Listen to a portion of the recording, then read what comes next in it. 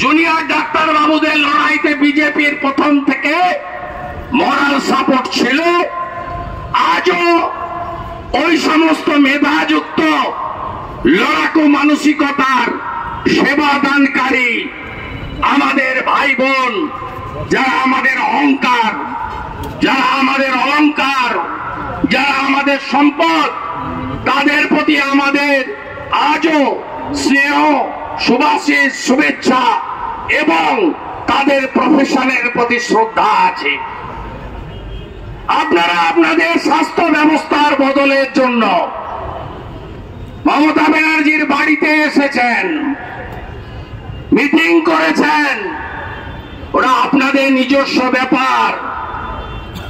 আমাদের লড়াই আরজি করে ডাক্তার বোনের ধর্ষক, খুন এবং প্রমাণ লোপাটকারীদেরকে ফাঁসিতে ঝোলানোর জন্য আমাদের লড়াই চলছে, চলবে।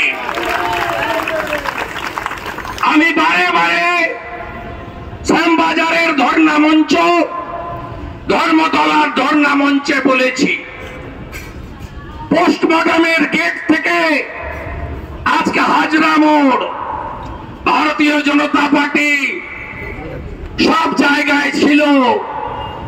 পতাকা ছাড়া যত আন্দোলন হয়েছে, মাকুয়ার সেকুরা ঢুকে পড়ে যতই আজাদি আজাদি করুন না কেন, বিজেপি নিঃস্বার্থ ভাবে প্রত্যেকটা কর্মসূচিতে আমাদের ভোটার, সমর্থক, কর্মী, কার্যকর্তা, পরিবার, নেতৃত্ব সবাইকে অংশগ্রহণের জন্য আমরা বলেছি। আমরা কোথাও রাজনীতিকরণ করতে চাইনি। আমরা বিধানসভাতেও বলেছি, আপনি একটি ডিফেক্টিভ বিল আনছেন, কিন্তু না, আপনার পাতা ফাঁদে আমরা পা দেব না।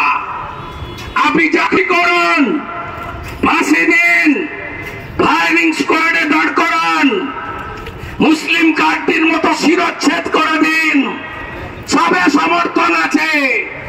এই জন্যই তো নরেন্দ্র মোদীজি অমিত শাহজিকে দিয়ে আগের সিআরপিসি আইপিসি বদলে ভারতীয় ন্যায় সংহিতা করেছেন, যাতে নাবালিকা, মহিলা, শিশু, কন্যা, শিশুদের উপরে অত্যাচারে চরমতম শাস্তির বিধান রাখা হয়েছে।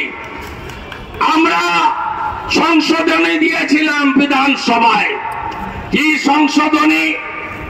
বলেছিলাম আপনারা এই বিলকে সমর্থন করলাম, প্রমাণ করলে তো ফাঁসি দেবেন, আর যদি প্রমাণ লোপাট হয়, যদি এফআইআর না নেওয়া হয়, যদি পোস্টমর্টম রিপোর্ট বদলে দেওয়া হয়, যদি ভিসেরা বদলে দেওয়া হয়, যদি ধর্ষণ অত্যাচারের ক্ষেত্রে প্রথম 5 ঘন্টা সবচেয়ে গুরুত্বপূর্ণ, সেখানে যে টেস্ট হয় তার রিপোর্ট সবচেয়ে গুরুত্বপূর্ণ, সেই জায়গাগুলো যারা অবহেলা করবেন, যারা সাক্ষ্যদানে বয়ান বদল করবেন, যারা সাক্ষীরা দিনের পর দিন ডেট নেবেন, আসবেন না, তাদের জন্য কি প্রভিশন আপনি রেখেছেন?